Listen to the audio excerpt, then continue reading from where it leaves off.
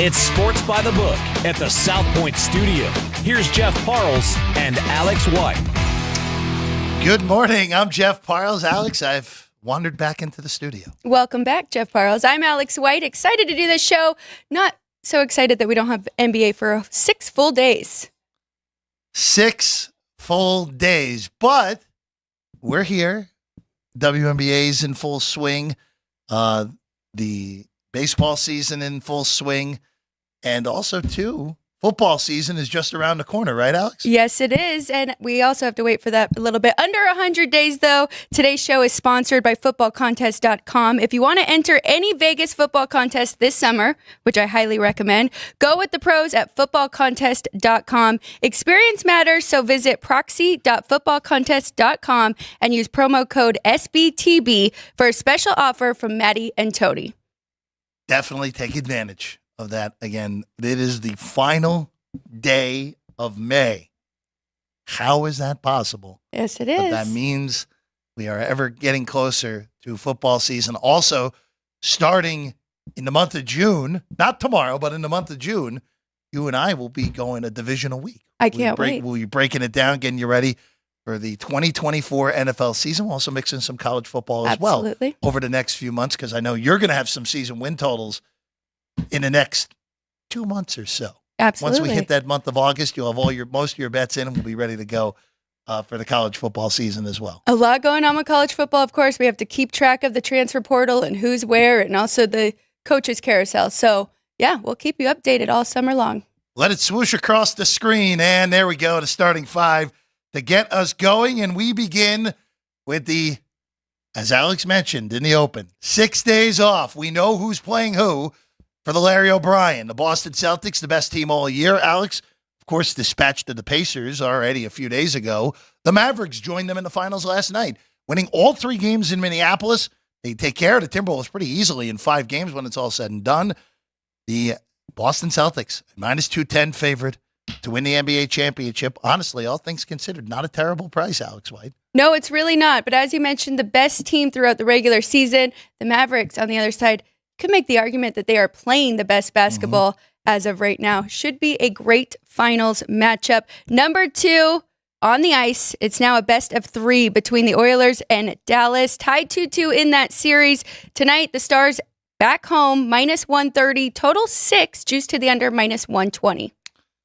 That series has been all sorts of fun. Teams have just taken a period of time, basically, of just beating up on each other, and has us at a 2-2. We'll get to the other series, which took an interesting turn last night in a few minutes from now. To Major League Baseball we go. The Phillies lose a series. They still have the best record in the majors.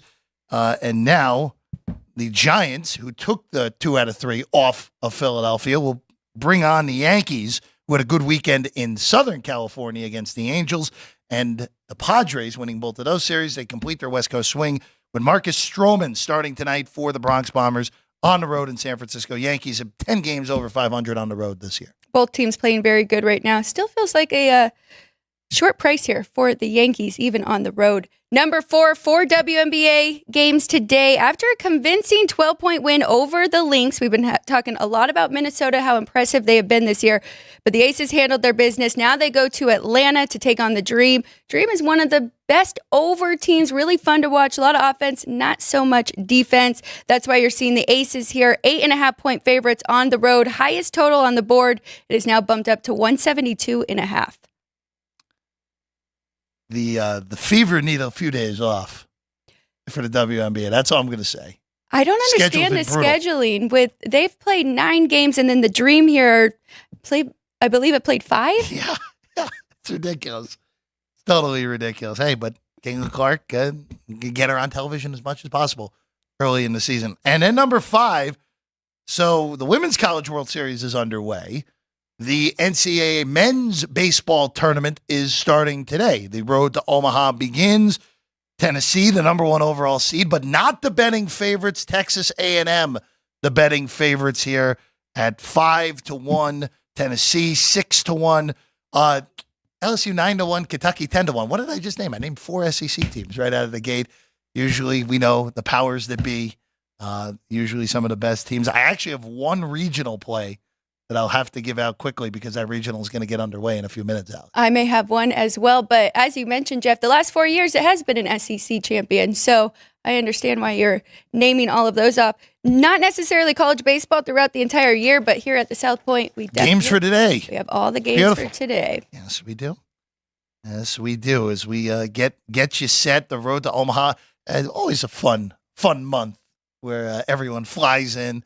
Even though I will say, to credit of to our friend Sam Panayotovich, Matt Grissom, who's on Twitter, Johnny Venencia, who I also know as well, who have been really pushing the betting of college baseball. Your dad as well, definitely pushing the betting of college baseball the last few months, and now everyone gets to hop in here today with the tournament beginning today. It's a lot of fun, and it's just a different game, especially after working so many AAA games and then working the WCC tournament.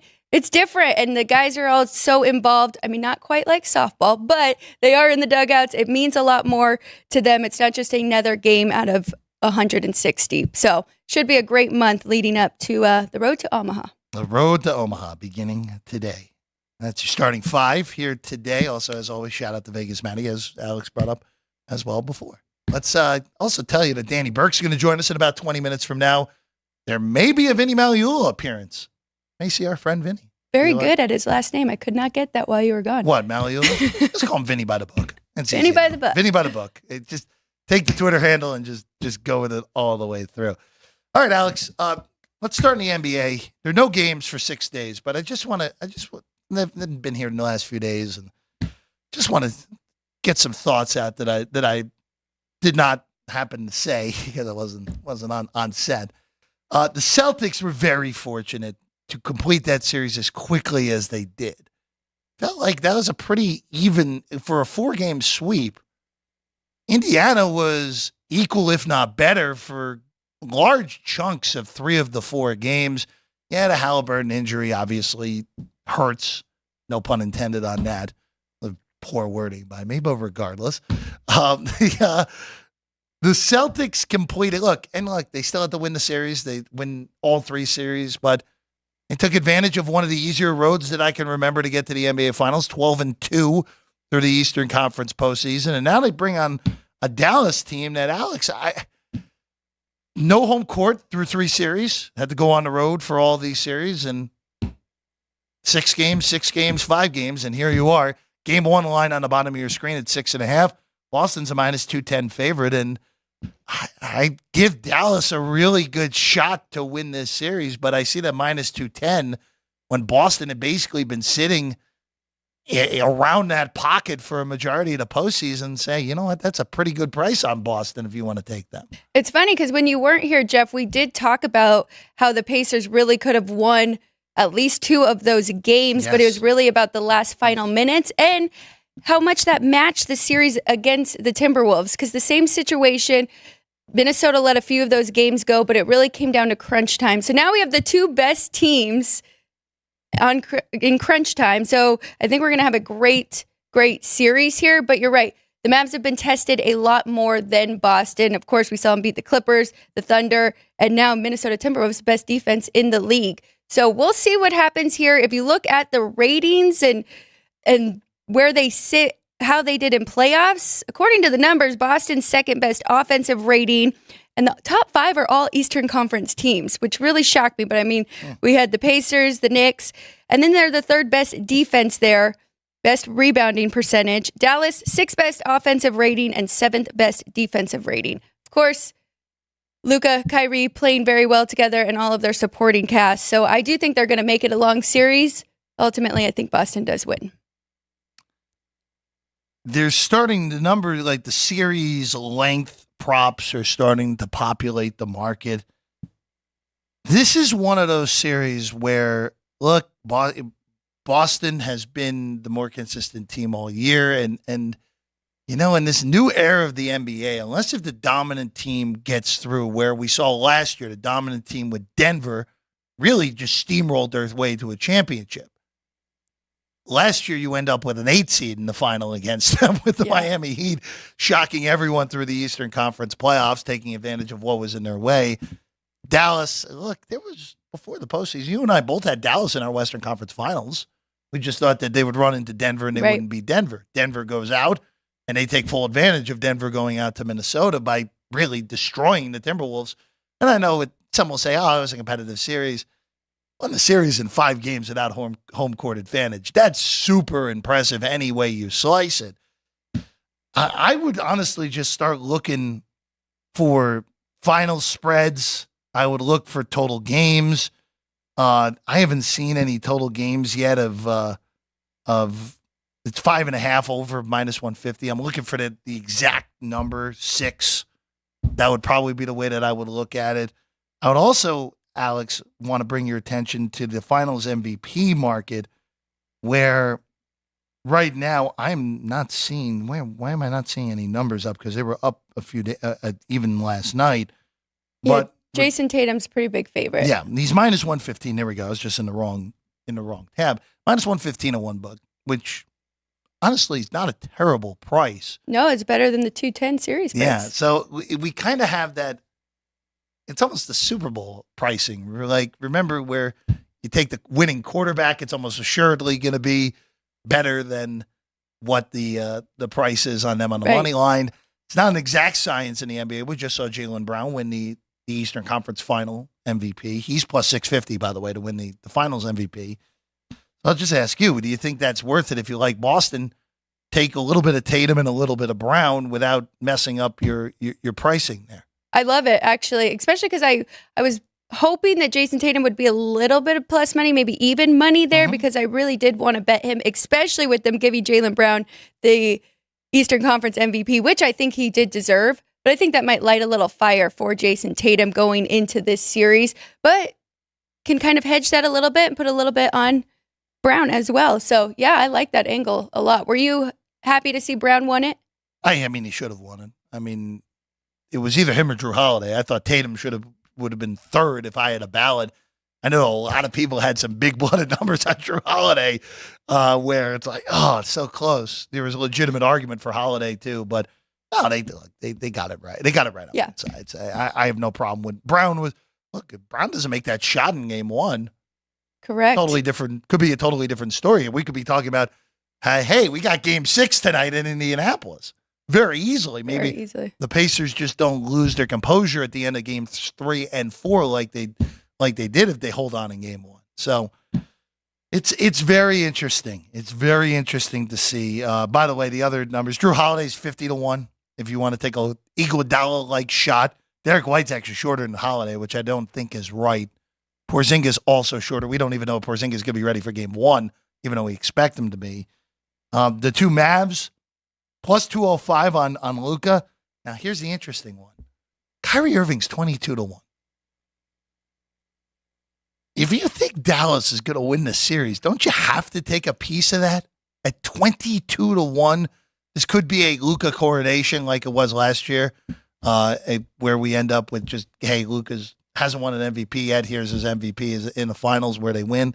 But 22-1 on Kyrie is pretty steep, Alex. I don't know. I mean, what we just saw Luka do, especially in that last series, how many double-doubles did he have? I mean, it would be really hard for me to see them make a case to give it to Kyrie. Well, even just last night where you put the foot down on the throat in the first quarter. Correct. Luka outscores the Timberwolves in the first quarter.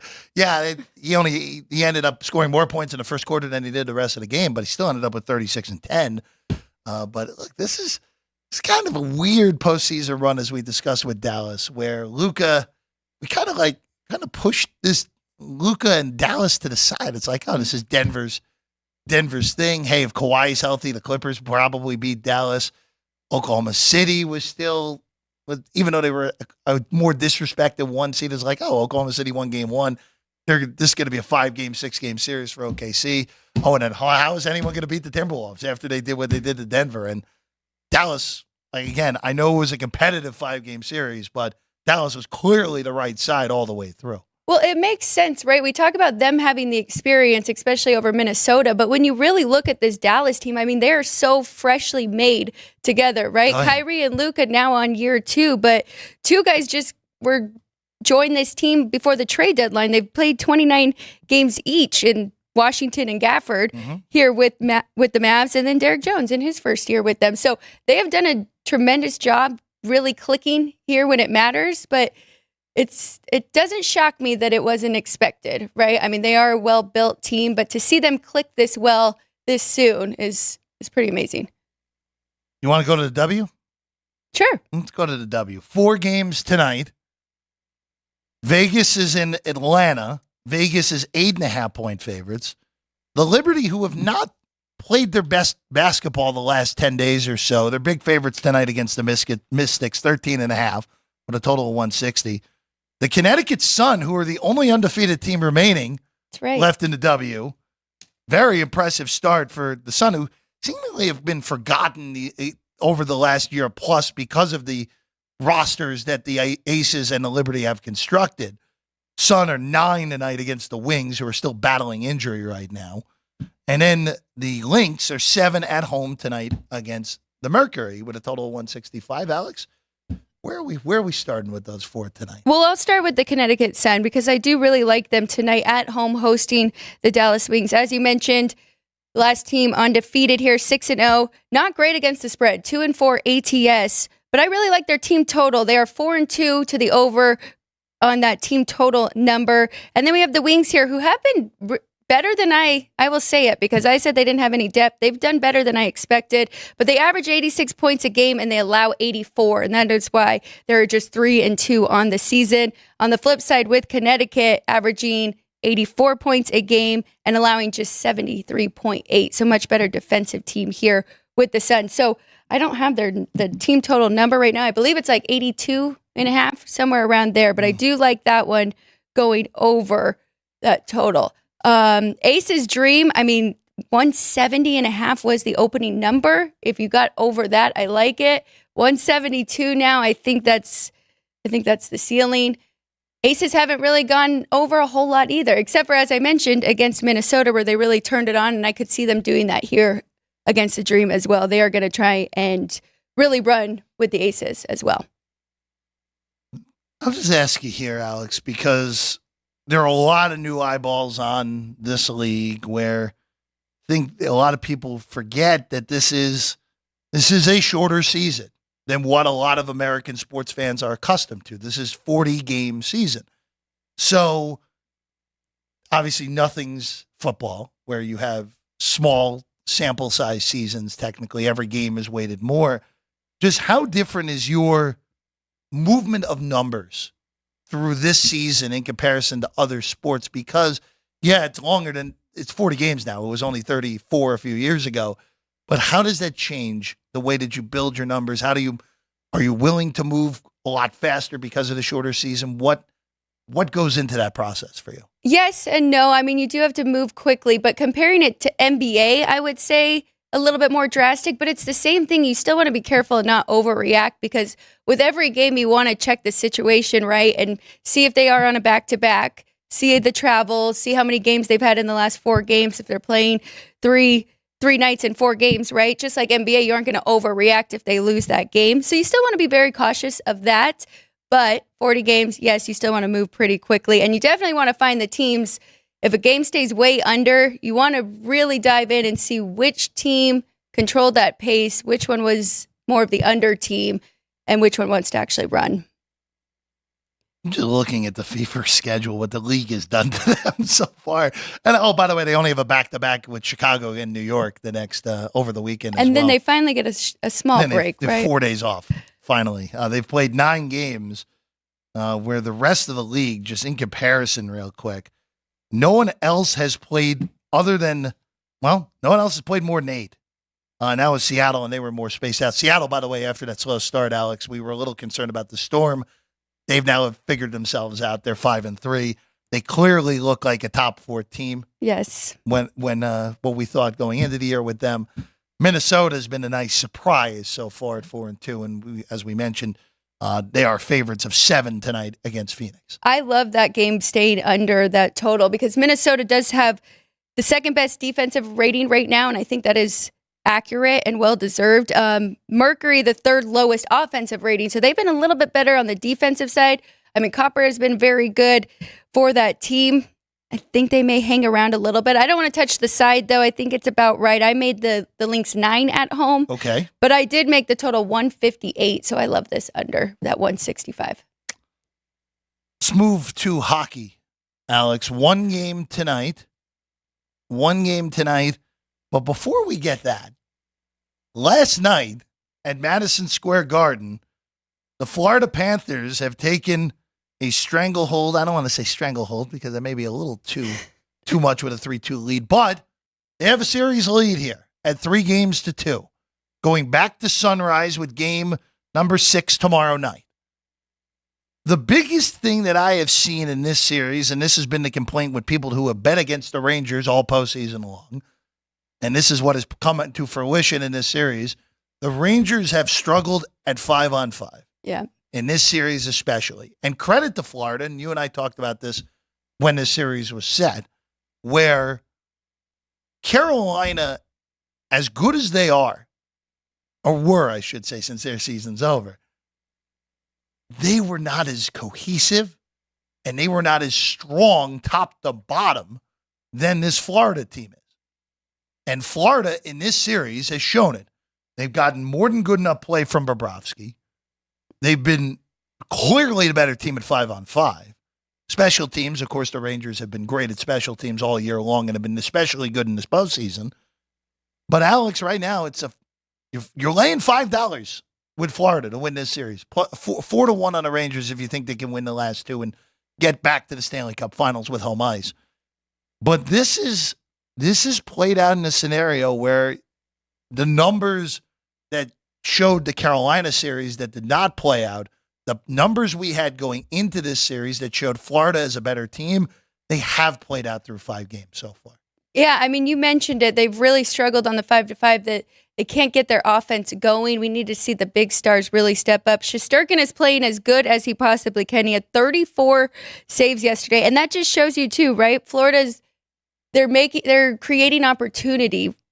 36 shots on goal compared to the Rangers with just 27. So it's going to be a tight series.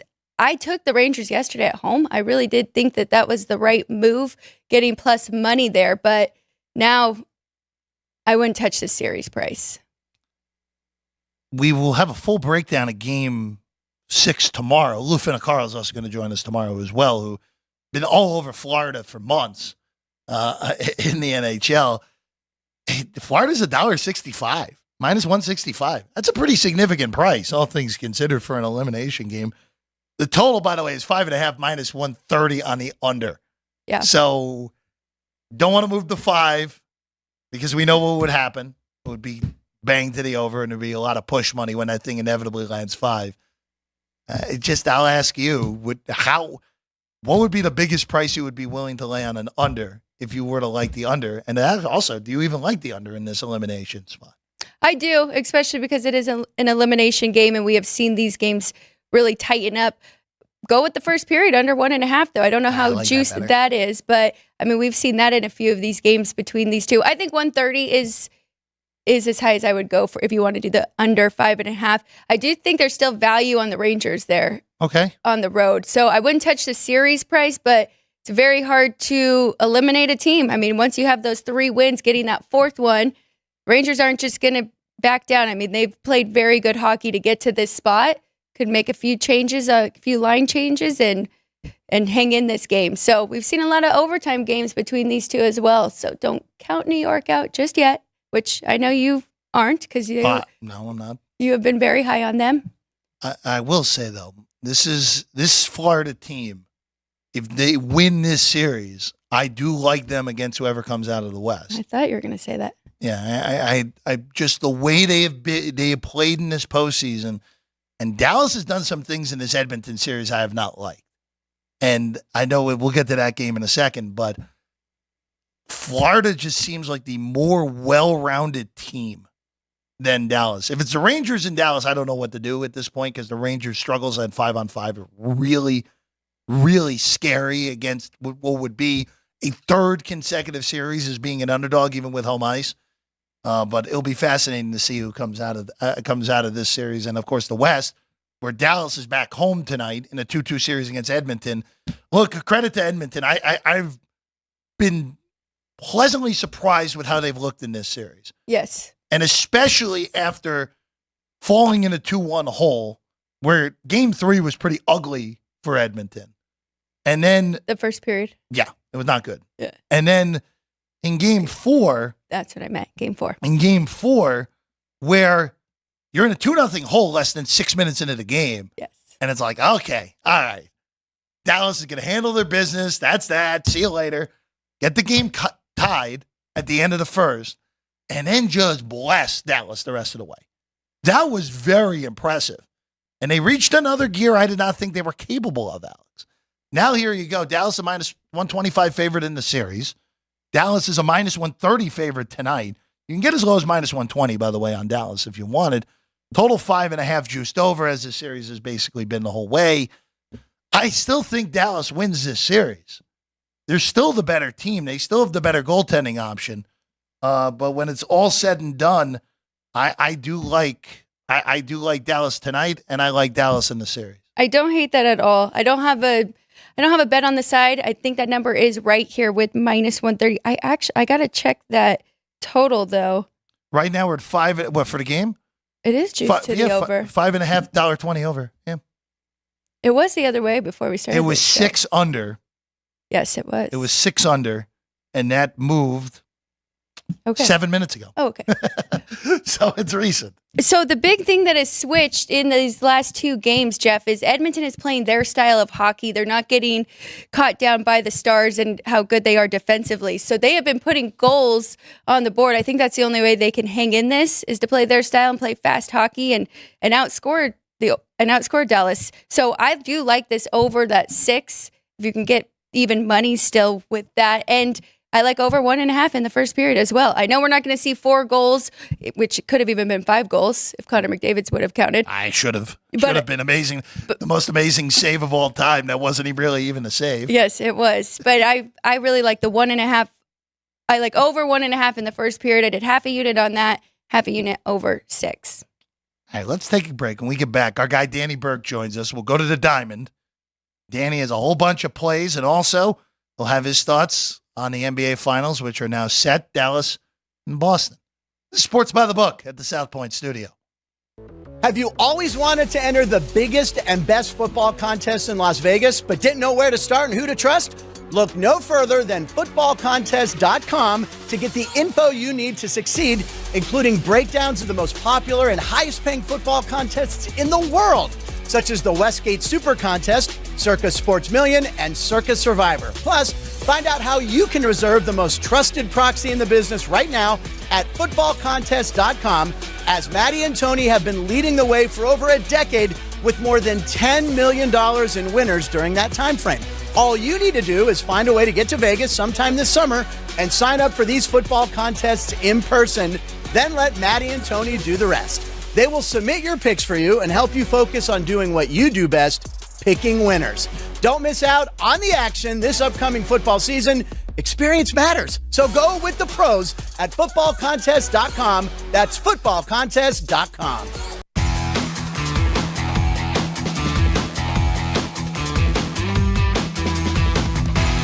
Welcome back in Sports by the Book.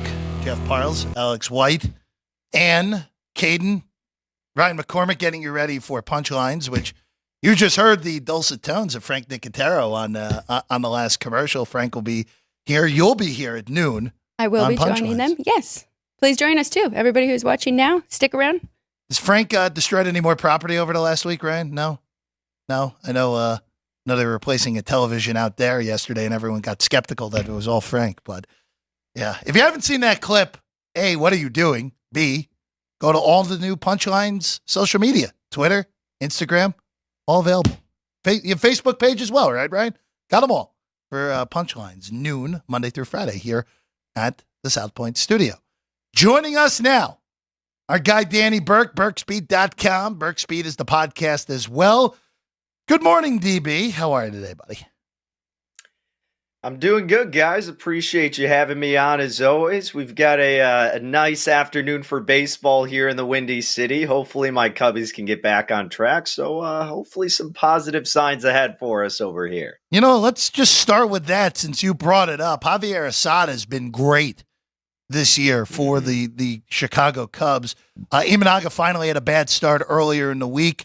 Assad comes into this game the numbers are stellar, and they're rather shocking for a guy who had not seen much major league success.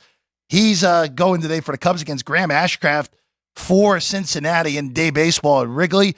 Minus 136 behind us. He can get as good as minus 128 on the Cubs. Total 8.5, juice to the over. That total's gone up because the wind slightly blowing out today.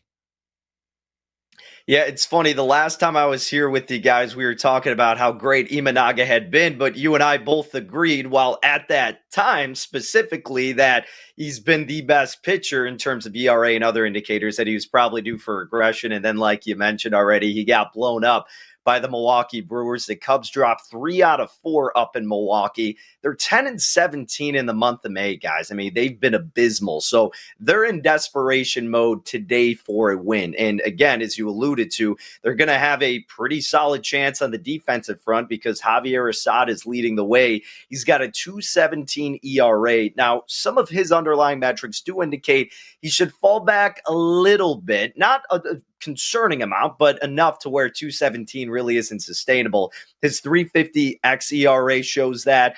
His xFIP of 4.10, which isn't atrocious, but again is indicating that there probably could be some damage. The good news for Assad, though, we know how crucial these Wrigley wins are. It's coming in and across, and he has been susceptible to being a pretty high fly ball rate type of pitcher, so that should benefit him today. Aside from giving up a lot of fly balls, he does force these hitters into a lot of ground ball situations, doesn't really give a lot of damage with hard hits in terms of line drive. So, again, I think it's going to be quality from the side of Assad. Now, opposing him, you've got Graham Ashcraft, and what you see is what you get with Ashcraft thus far. He's got a 4.67 ERA, and his FIP is right above that. And his skill interactive ERA, you look back at what his true ERA should be, it's around that 4.20, 4.30 mark, so it's a little better, but still, again, it's pretty much you're getting him face value for what he's been. In his last 4 starts, he's given up 14 earned runs. His average xFIP has been over 5 in that span, and career-wise for him against the Cubbies, take this into account as much as you want. I know some people pay attention. I know some people don't. Obviously, lineup switch. But in 6 career starts against the Cubs, he's 1-5 with a 9.45 ERA. And we know the Cubs offense is completely struggling, but they're going to be ticked off. They need to use that fuel to motivate them for this spot to end their month of May with a win. And not the only team, but one of the teams that's been worse offensively against righties in the month of May, as opposed to the Cubbies, has been the Cincinnati Reds. They're 29th in weighted runs created plus against righties in the month of May. The Cubbies are at 19th. So I do think Chicago bounces back today, and I laid minus $1.45 on the money line with them. Danny, we've got Kenta Maeda playing against Boston here.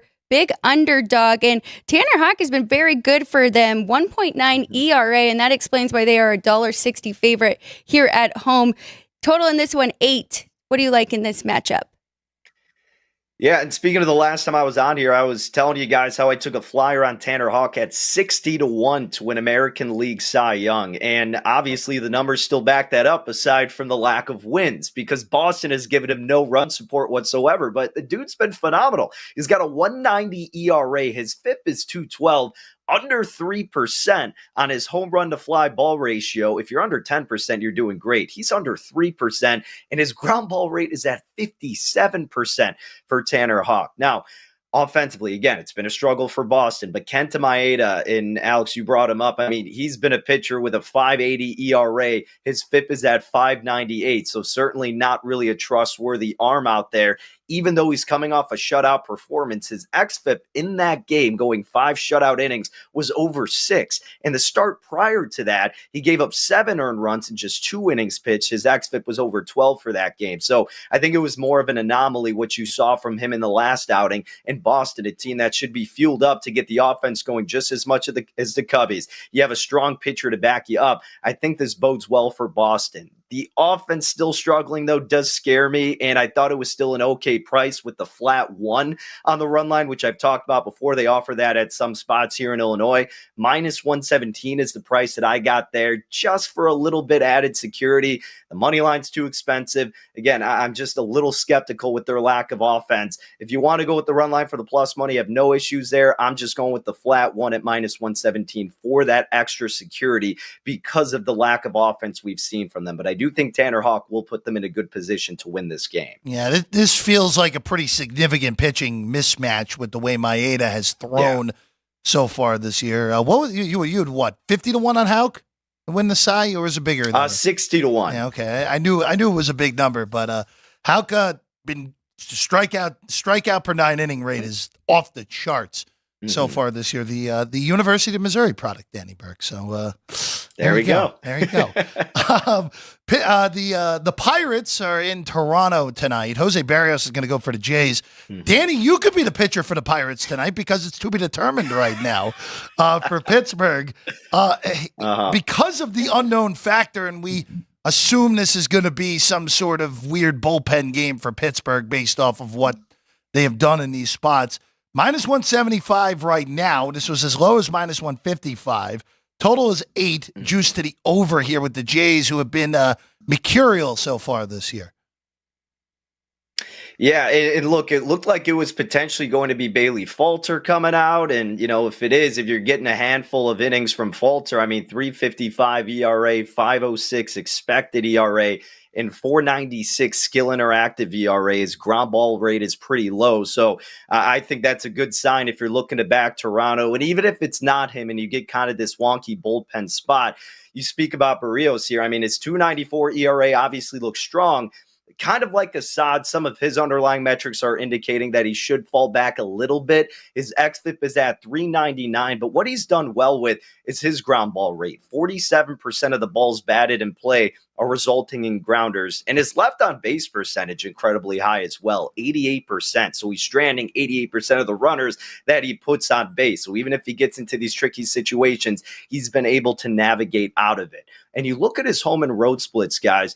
At home, he's got a 1.69 ERA, on the road 3.76. Not insanely big of a difference, but enough to be noteworthy. What the big difference here is his 3.46 FIP at home, 5.19 on the road. So he's been a lot more comfortable, and the metrics are backing it up when he's been pitching in Canada. And Pittsburgh, a struggling offense, 25th in weighted runs created plus against right-handed pitching in the month of May. Toronto should be feeling good after the sweep of the White Sox. Had a day off in between those travel spots. So I went with the run line plus 132 with Toronto, thinking they get the job done and extend their winning streak. Danny, before we shift over to the NBA because the finals are set, what do we make of this NL wildcard race? I mean, you have the Braves, even with Acuna being done for the year and Strider being done for the year, the Braves are going to be, at worst, the top wild card. If they catch the Phillies, then the Phillies will fall into that slot there. But this race, we talked about how the race for the 6 might be an abomination. This might be, we might be looking at a race here where the Mets are playing as horrible as anyone can imagine right now, and they're still only 5.5 games out. The Reds have been dreadful this month. They're 4.5 out. Right now, the Padres and the Giants hold the 5 and the 6. They're 29 and 28 and 30 and 29 respectively. This race, your Cubbies are 1 game out despite the horrible May they've had. This race has the potential to just be some abject mess, which to me makes it feel like there's got to be some betting opportunities when we get to the All-Star break of saying, all right, all these teams that would normally sell are going to stay in this thing and possibly keep their rosters intact because, hey, 83 and 79 might be good enough to give yourself a shot at the roulette wheel that is Major League Baseball playoffs at this point. Yeah, it's really insane how it's been shaping out up to this point, Jeff. And really, aside from, say, like the Marlins and the Rockies, it's really been competitive all throughout. Competitive in the sense that, teams can get you a win every other night. It's not that they're over 500, but there's not really a team that's just straight abysmal all the way through like those bottom tier groups. it stinks for the Braves without Strider. You knew that going in, and then without Acuna, I'm someone who took a flyer on them plus 650 before the season started to win the World Series, so I'm pretty devastated about that. And they still have enough offensive weaponry to get them to the playoffs and through a couple rounds, but certainly doesn't feel as great with their chances to win the World Series. Now, yes, I still think they'll make the playoffs 100%. Aside from them, though, I don't think you really want to target a team in the NL Central, Jeff. And I feel like you would probably agree here with me on this. Yes, the Cardinals are surging right now. I think they're going to end up faltering. I think they'll still stay under their win total. I do think the Cubbies figure it out and they'll eventually win the division. I don't know if the Brewers, who will probably come in second, will have enough to overcome the likes of the Giants and to overcome the likes of the Padres. I think the Padres would probably be a good look because of the pitching that they still have and obviously their offensive weapons that they have. And as soon as they hit their stride in the middle of the summer, that's going to bode tremendously for a team like San Diego. So if you can get them at a good enough plus price, that would probably be the team that I would want to target more so than any others. The issue is, are you going to get that feasible price? That's the big question mark. Danny, looking at the NBA, I want to put Boston to the side for a second. I just want to talk about the Dallas Mavericks and what you make of this team. I mean, they took out the Clippers, OKC, no problem. And then this Minnesota Timberwolves team that everybody was very high on, best defense, and they did it in 5 games. What are you seeing from Luka, Kyrie, and the supporting cast, and what do you make of this Mavs team? I think the most impressive thing from Dallas, kind of looking at the stats this postseason, has been their improvement on the defensive end. Now, we saw a big improvement defensively when they had their additions of Daniel Gafford and PJ Washington. I believe they ended up like top 10 in defensive effective field goal percentage from the All-Star break on. And it's gotten even better in the postseason. You look at the shot attempts that they've allowed to be made, right? And the field goal success from their opponents. It's all decreased in the postseason. Minnesota was really inept on the offensive end in all of these fourth quarters. Last night, obviously, and Dallas just really stepped up to the plate. And when you watch them offensively, we know how much space Luka can create. And when it's that fourth quarter, it's either he's getting an open shot or he's drawing a foul. The dude is absolutely unstoppable. And if he gets double teamed, well, then you got Kyrie Irving. And when Kyrie Irving goes with the pick and roll, that leaves the opportunity for a guy like Gafford or Lively to be open. It just seems like there's no stopping this offense that is Dallas. If Minnesota couldn't do it, the Celtics are certainly going to struggle, especially with the uncertainty of Kristaps Porzingis. So I get everybody's attraction here to Dallas with the plus money. I wouldn't talk you out of it, especially because Boston has looked pretty inconsistent in a lot of these spots.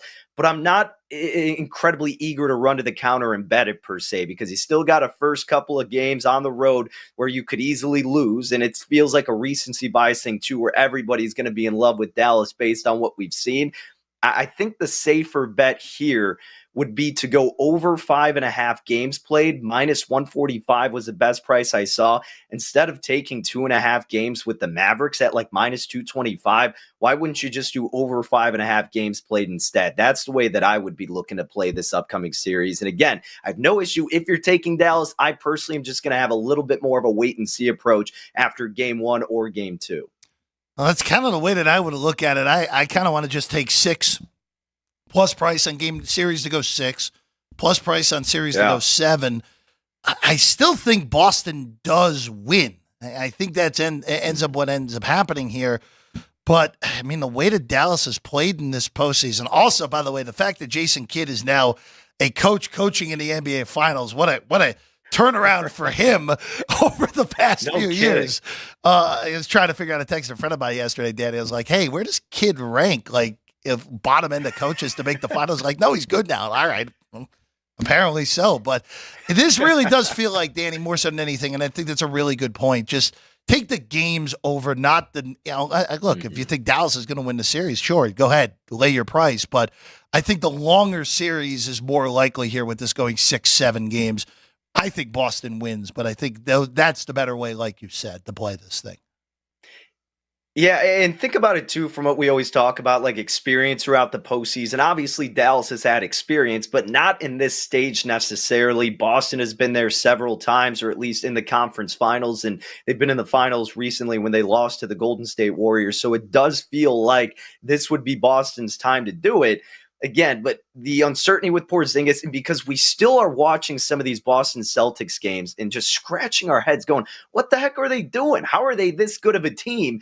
And they're at this stage and still playing like this. So that, at least to that extent, should warrant your thought process of going, all right, Dallas should be able to at least get 2 wins, maybe one on the road, if not a couple at home. So yeah, I think that's why that's a safer play instead of looking at that plus price for Dallas plus 180. And again, realistically, even if you're taking them plus 180 before the series begins, at best, you're splitting the games in Boston. And if they lose that first one, then you're going to get a better price in plus 180 post game 1. So just wait and see from that standpoint if you're someone who's kind of teetering what to do. Great advice. Absolutely. He's Danny Burke.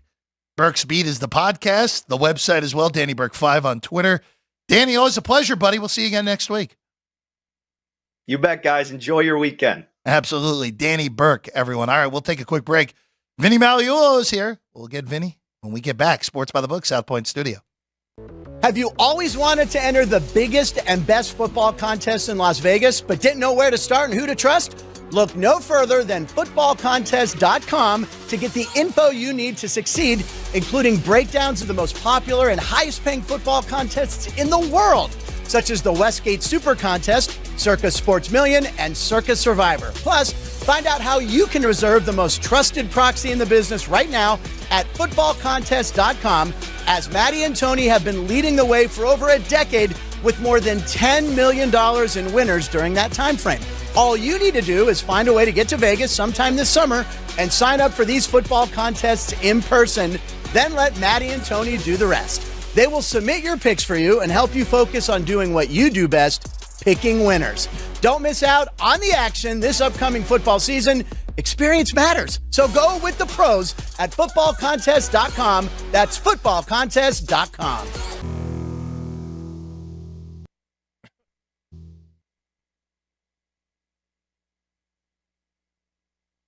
We're back. It's Sports by the Book. Alex White's here. Jeff Parles is me. Vinny Magliulo is here, though. Vinny Magliulo, as always. I missed you, Vinny.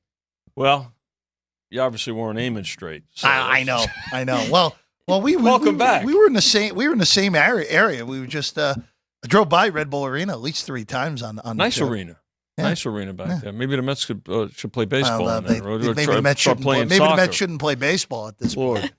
very Painful. bad. What? Now, you did go to City. Yes, I hadn't been there. I was trying to figure out the last time I was there, and I landed on that I was there in 2018. So it'd been 6 full years, and I was promptly rewarded with their bullpen doing whatever that was in the early game of the Not a doubleheader. lot's changed, has it? No, there's some new food, Vinny. Have you ever heard of dessert egg rolls? No. Yeah. What? Yeah, exactly. I didn't have it, but they did have it. Good. Did I'm somebody try it from your group? So What is a dessert egg roll? Yeah. So the multicolored Italian cookies that they'll give The you Neapolitans. exactly. All right. Exactly. That they'll give you after a meal. They put it in an egg roll and deep fried it. Oh. It did not look good to me. Let me get this straight. Yeah. They put Neapolitans Yes. in an egg roll Yes. and deep fried it. Yes. Okay. Let's go. Here we go. You don't like that?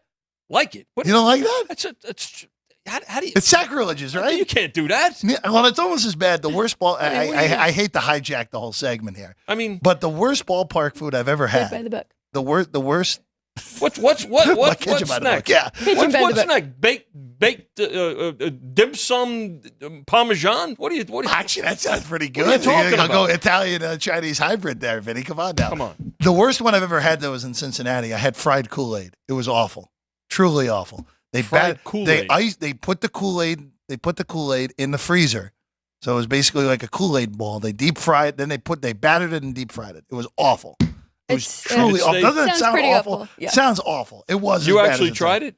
I did. What on a dare? Would you No, lose a bet? I was like, oh, this is unique. How bad could it be? Pretty bad. Oh, it's pretty bad. Yeah. It was pretty bad. Wow. So, Vinny, Welcome back. yeah, I know. Welcome back as I hijack it. It's Kitchen by the Book, Ryan. We have we have everything ready. But Vinny, Yeah. so I just actually want to start off. Forget the NBA Finals. We'll get to that in a second. Yeah. Stanley Cup. College baseball starts today. College The baseball. college baseball tournament starts today. Kentucky's already out to a 3-0 lead on Western Michigan. as the number 2 overall seed.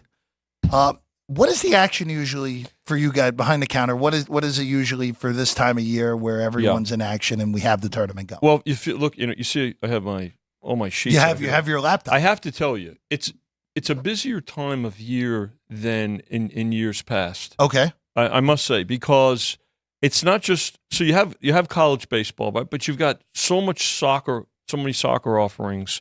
I mean, I'm not going to suggest by any means that the main focus is going to be taken away from the NBA Finals and the remaining, the Eastern and Western Conference Finals, and then the Stanley Cup Finals in hockey. Those will be at the forefront.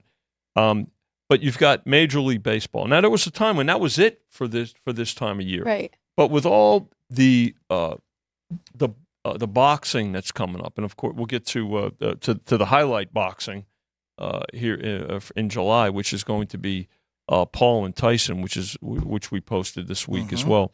But when you put, Jeff, to your point, the college baseball, the WNBA, the UFL, so there's a sprinkling of what we'll call niche sports, all right? But you put them all together, and here at South Point, it's worked out real good for us because we're 24 hours. So there are folks, and again, this is a 3-shift town, so it's very convenient for folks whenever they're getting off work or when they're on their way to work too.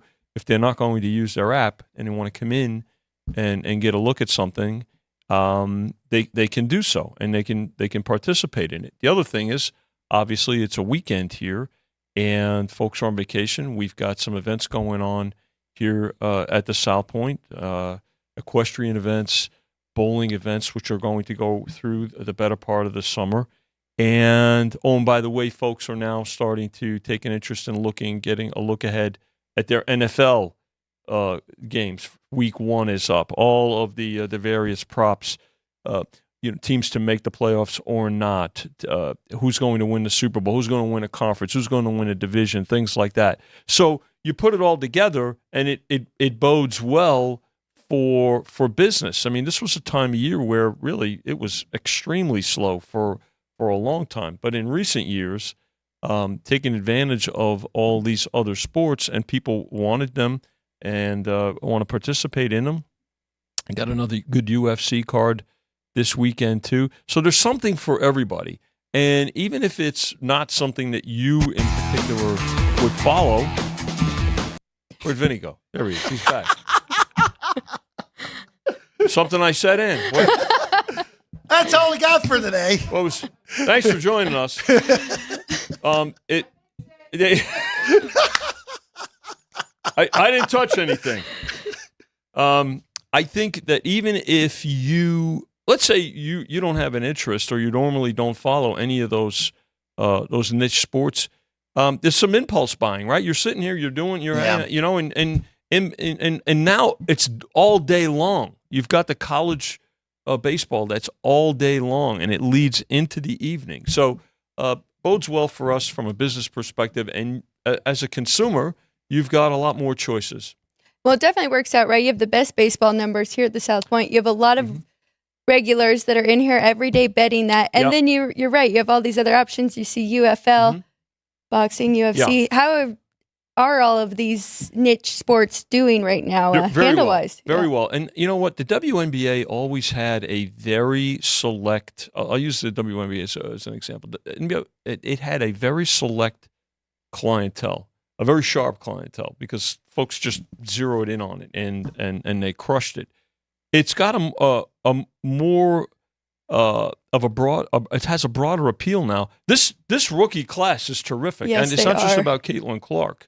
I mean, it is a very good rookie class with some great teams. Oh, and by the way, the defending back-to-back champs reside here in Las Vegas, which bodes well. The Las Vegas Aces looking to three-peat.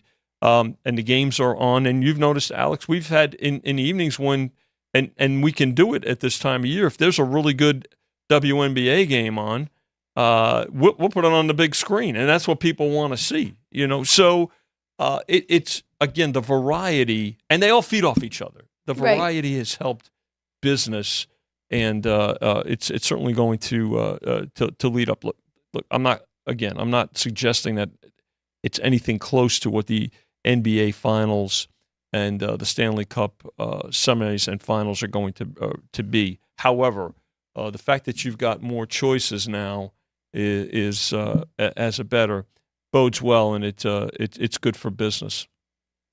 It's great for the consumer. Yeah, great for the bettor. I mean, it's great. Well, It's great. Well, it's also too where we're down to a max of 7 NBA games left. Mm-hmm.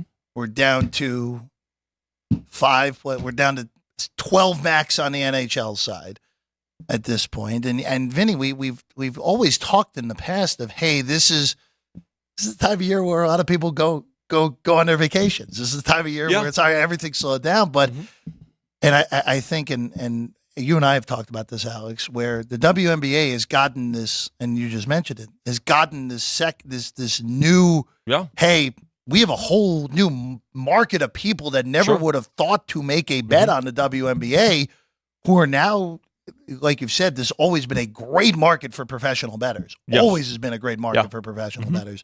But now you're going to start seeing the public get more involved in the WNBA, and all that leads for is more business for behind the counter, more for us to talk about, and keep people interested through the months that usually are, hey, everyone is so geared up for college football, NFL.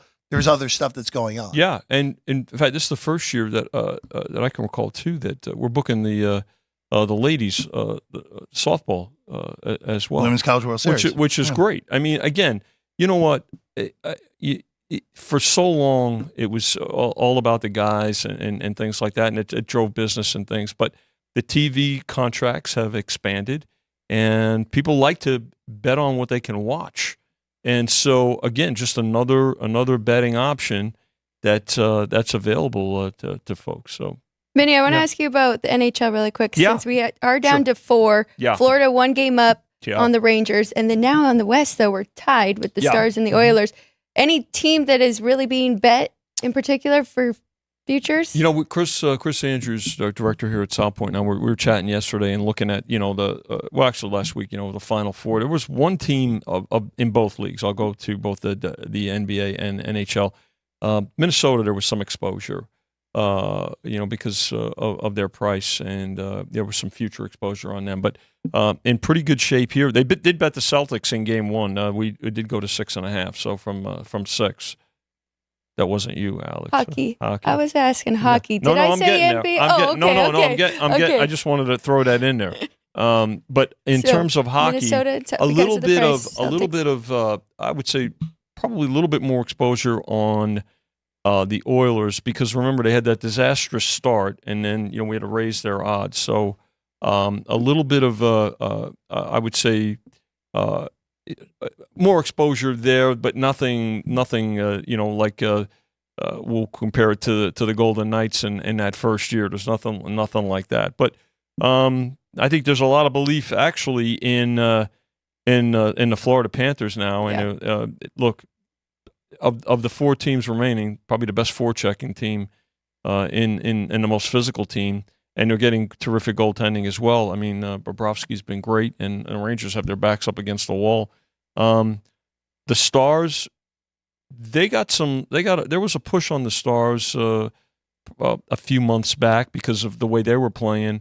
Then when they got Chris Tanev, that was a big addition. Now he's questionable for tonight. Can they get through tonight without him? Probably, but to make that run or to get to the finals, I think they're going to really need him on the blue line, because I think he's made a big difference for them. I want to shift to Major League Baseball real quick, because I asked Danny this question at the end, and I'll just want your perspective being behind the counter, where the National League right now, you have Philadelphia, who has been awesome other than this week, the whole year. The Dodgers, we know what they are. Every year. The Brewers have seemingly held up. Yeah. And this looks to be real now that this has been 2 months. Especially what they've done head-to-head against the Cubs. Yeah, this looks to be real. Yeah. Atlanta, obviously super talented, but now without their 2 best players in Acuna and Strider for the rest of the year. But then after that, we have this jumbled mess of mediocre. Yeah.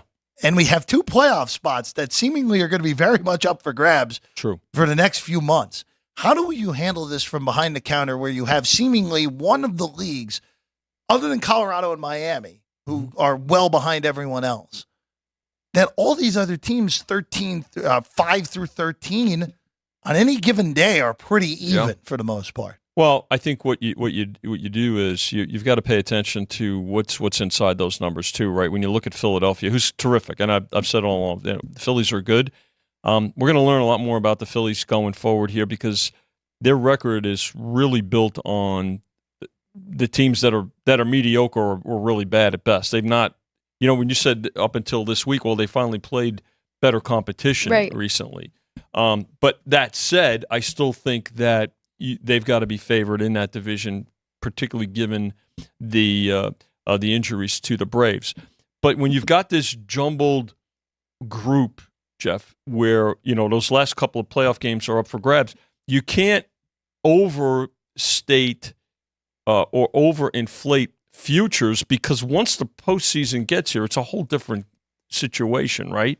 So you don't want to create a lot of exposure for you. So the balance for us is you don't want to put up poor prices. You want to attract business, but you don't want to overinflate numbers because we saw what happened not so long ago with Washington when they had such an absolutely disastrous first third of the season. 13 games under 500 in June. And then they wound up making a run. So the length of the season is something that you have to pay very close attention to, particularly with the expanded playoff format.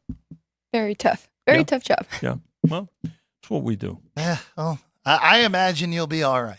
Let's just go with that. Listen, we're going to be just fine. All these blinking lights and all this felt around us isn't going anywhere either. So, but I can tell you this: we're not expanding the menu to anything like you saw at Citi Field with Neapolitan. You sure? You sure? That's a lot. We'll have that sold next to the hot dog cart, right, Vinny? No, not a chance. Neapolitan hot dogs, maybe. No, I was going to say, you get Neapolitan in somehow, some way. Vinny, pleasure as always. Welcome back. Oh, that's good to be back.